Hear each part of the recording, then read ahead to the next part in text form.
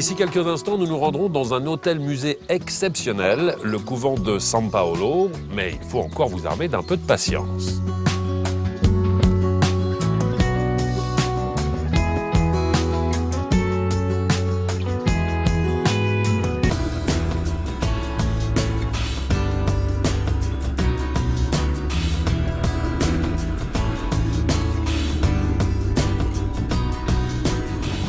Éric, bonjour.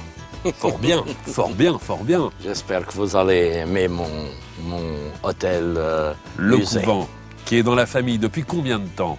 130, 140 années. Depuis 1870, qu'on est propriétaire du couvent. Et le couvent était complètement en ruine. 140 années. Oui, je crois que c'est 140. Et à titre personnel, vous vous en occupez depuis combien de temps? Maintenant, 40 ans. Donc il a été non seulement abandonné, mais aussi un peu pillé. On est venu chercher des matériaux, des choses comme ça. Complètement pillé, il n'y avait pas une tuile, il n'y avait pas une fenêtre. Pour se rendre compte un petit peu de la superficie et de la taille de ce couvent, on va juste dire la toiture. Ça fait combien de mètres carrés? 8000 mètres carrés. 8000 mètres carrés. Pour vous dire, on a un peu de chemin à faire. Vous avez, dans la mesure du possible, conservé tout ce que vous pouviez conserver? Exactement, exactement. Et on m'a enseigné, parce que j'ai eu quelques professeurs de restauration et moi-même j'ai étudié beaucoup toute la partie baroque de la construction. Vous êtes aidé, accompagné par des architectes des bâtiments, c'est ça? Non, pas des architectes, des professeurs de l'université, d'histoire surtout. D'accord. La configuration du couvent est telle qu'elle est-elle lorsque votre famille en a fait l'acquisition? Exactement. On a conservé exactement la trace qu'il y avait. Même quand il n'y avait pas de toiture et qu'on a dû faire les toitures, etc., et arranger. On est un petit peu isolé au milieu des terres ici. Toutes les terres qui sont autour appartenaient au couvent? Le couvent avait 16 000 hectares. 16 000. Et aujourd'hui, Oui. il vous en reste Et combien? aujourd'hui, j'ai seulement 600. Seulement 600. Ça fait déjà une énorme C'est surface. 2,5 km par 2,5 km. Oui. C'est vous qui avez eu l'idée d'installer un hôtel ici? Voilà, le couvent était jusqu'à 1990 notre maison particulière. C'était la maison de campagne. Exactement. Il y avait peut-être un peu trop de place pour la famille parce qu'il y a quelle superficie pour le couvent en entier? 12 500 mètres carrés. Ce sont des chiffres qui donnent le vertige. Oui, mais il n'était pas complet. On utilisait seulement le corridor principal que vous voyez ici. Ce sont tous ces fenêtres. Ce corridor à 100 mètres. Bon, alors on a encore un peu de chemin à faire. C'est parti. Dans un couvent, ce qui paraît évident, c'est le cloître. Il est resté comme à l'origine ou vous avez dû refaire toutes les arches? J'ai dû refaire beaucoup d'arches et j'ai dû surtout le consolider. Parce qu'il était en train de faire comme ça. Oui. Avec l'âge et avec toutes les choses, les tremblements de terre qu'il y a au Portugal, etc. Il n'y a pas eu quelques jours où vous vous êtes senti un peu découragé devant l'énormité du chantier? Voilà, ça c'est une histoire d'amour, hein, si on peut dire. Parce que l'argent que j'ai dépensé dans ce couvent et que ma famille a dépensé pendant 4 générations, c'est énorme. Là, c'est plus une danseuse, c'est la troupe de danse. La troupe de danse. Il y a toute la troupe de danse. Qui a fait ça. J'ai envie maintenant de voir une chambre, parce que c'est un hôtel. Vous avez combien de chambres en tout? On a 40 chambres. 40 chambres, on y va. Et ils sont tous différentes. Tous les carreaux que nous voyons, ce sont les fameux azulejos, c'est ça? Oui, les fameux azulejos. On a des azulejos entre 1540 et 1810. C'était quoi, un signe de richesse? C'était un signe de richesse à l'époque. Et ils sont tous d'origine ici? Tous d'origine et dans l'endroit où ils existaient au temps des pères. Ça fait partie du musée. Ça fait partie du musée et c'est peut-être l'ensemble de azulejos le plus important au Portugal, privé. Vous en avez combien? 55 000. 55 000? Oui. Wow. Voilà, ici c'était l'ancienne chambre de mes parents. Elle est grande, hein? Avec le mobilier de la famille. C'est vraiment du mobilier portugais qu'on voit ici? Oui, c'est mobilier Dona Maria, c'est correspondant à votre Louis XV. Oui. Le lit est signé. Le lit est signé, très bien. C'est très, très important dans le mobilier ancien. Il y a une hauteur sous plafond ici exceptionnelle et surtout ce blason là-haut. Oui. Les fresques étaient déjà présentes ici? Déjà présente. On ne sait pas si le reste était peint ou non, parce que les moines ont mis de la chaux partout, même sur les azulejos. La cheminée ici, c'est aujourd'hui pour la décoration, mais ça servait, j'imagine, beaucoup à l'époque. Ça sert pour les hôtes, c'est plus romantique. On peut la faire fonctionner. Oh, parfaitement. Pas aujourd'hui, il fait suffisamment chaud. Non, aujourd'hui, c'est très très chaud. Ce qu'on va faire, c'est profiter de la terrasse plutôt. Ah bah alors là, on n'est pas franchement gêné par les voisins. Dites-moi, la ligne d'horizon, elle est assez lointaine. On est à combien de kilomètres là? On voit jusqu'à combien de kilomètres? 150. 150 kilomètres, oui. Ça fait pratiquement la moitié du sud du Portugal? Du sud du Portugal, oui. C'est énorme. Hein. C'est impressionnant. Hein. Énorme, comme vous dites. Et voilà, vous permettez, parce qu'il fait 32 degrés. Hein. Mettez-vous à l'aise, mettez-vous à l'aise. Je commence à chauffer trop. La visite est encore longue, Eric. On se retrouve d'ici quelques instants. On marque une pause. On va s'intéresser maintenant, on était dans une chambre, on va s'intéresser à la literie. Passer des bonnes nuits pour avoir un sommeil réparateur, c'est forcément très important. On parle aujourd'hui de sommiers, de matelas, de surmatelas. Regardez la sélection, il ne vous reste qu'à choisir.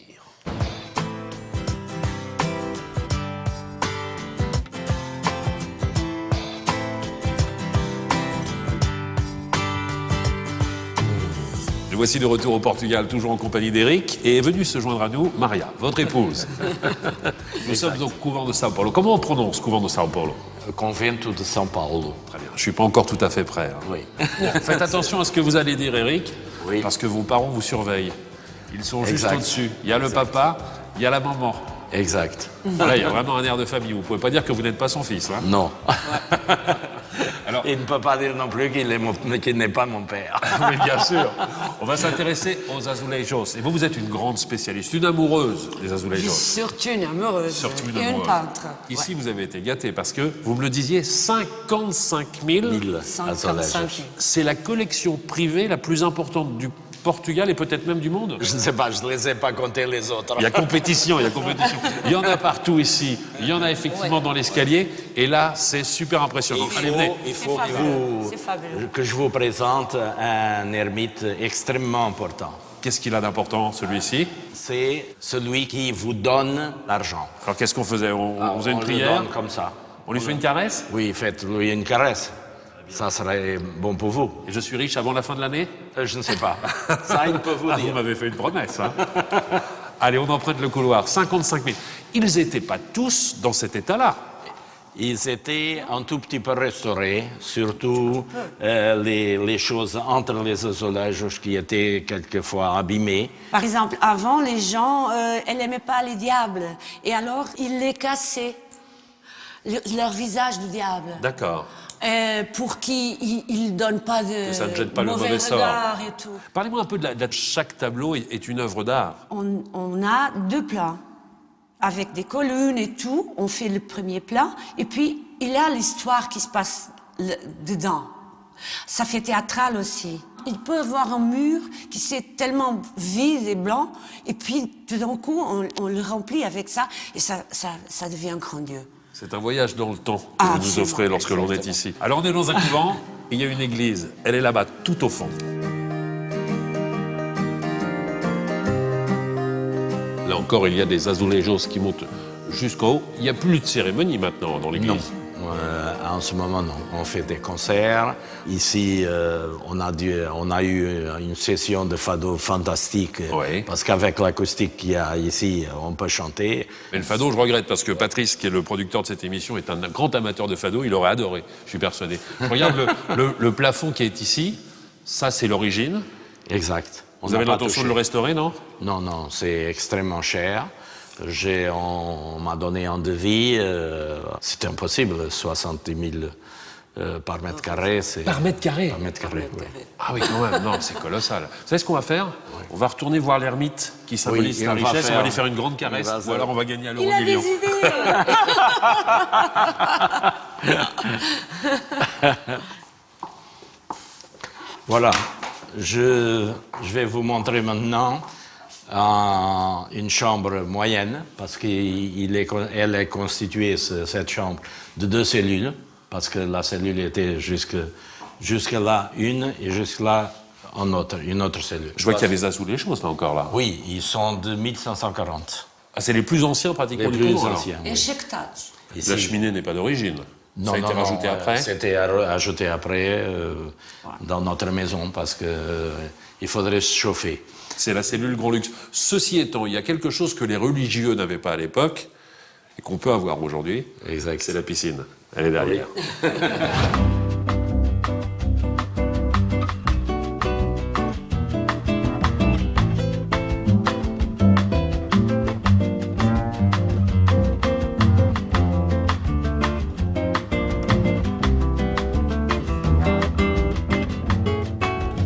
Une piscine, tout en rondeur, un petit chemin qui nous emmène dans la forêt. Il y a 600 hectares, c'est ce qu'on disait Exact. tout à l'heure. Ça donne envie d'en profiter. Hein. Bon, nous, on a encore un peu de Et travail, Eric. on a 3 parcours dans la forêt. 3 parcours. Oui. Un de 5 km, un autre de 7 et un autre de 14. Comme ça. Je ne sais pas si on aura le temps de les faire aujourd'hui. Très beau par la montagne. Très Maria, on beau. va vous laisser vous profiter de la piscine. On va continuer la visite d'ici quelques instants avec Eric Merci et on vous beaucoup. retrouvera à la toute fin de l'émission. Avant cela, on va retourner à Paris pour découvrir un appartement à la fois simple et élégant. C'est l'objet de la séquence qui suit, c'est la séquence rêvée.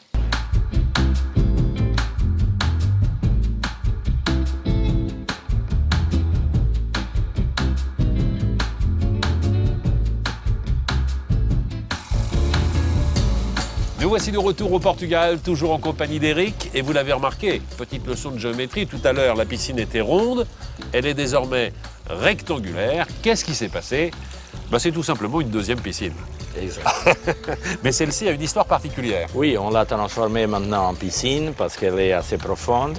Et pourquoi? Parce que anciennement c'était une réservoir d'eau pour la partie des potagers. Alimentée par tous les petits caniveaux, comme ça. Il y a à peu Il y près avait- 1 kilomètre de caniveau d'irrigation du temps des moines. Et là, vous le remettez en état? Oui, on est en train de les mettre tout en état parce que la partie, il y avait beaucoup de détruits, mais on est en train de le mettre à l'état en ce moment. Très bien. On va voir une autre chambre? Oui. Allez. Voilà, je vais vous montrer une suite. C'était la dernière partie qu'on a fait au couvent. Il y a combien de temps que vous avez Et fait les qui- travaux ici? Il y a 4 ans, on a terminé il y a 4 ans. Là, vous avez refait toutes les arches, tout Oui, était on tombé. a refait tout parce qu'il y avait seulement des morceaux de arches, etc. Mais on a fini avec exactement les mêmes proportions que ce qui devait était à être l'origine. avant. Voilà, vous avez rajouté un poêle à bois. C'est plus chaud C'est pour plus sécurisant aussi. Et Le plus petit coin sécurisant. salon ici, il y a 3 modules. Hein. Le salon le salon, La chambre. la chambre qui est ici. Venez voir. et la salle de bain qui est là-bas. Oui, et la salle de bain qui est là-bas. C'est du marbre ce que vous avez là-bas? Oui, oui, du marbre rose. Ah, super, parce que j'ai vu des salles de bain avec du marbre rose et puis du marbre blanc. C'est systématiquement du marbre que l'on trouve dans la région? Exact, exact. Il y a une vraie richesse. hein. super.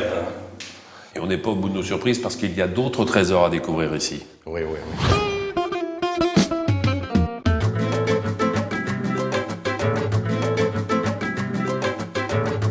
Ce jardin, c'est le dernier jardin que les moines aient conçu. Exactement. Comment il s'appelle?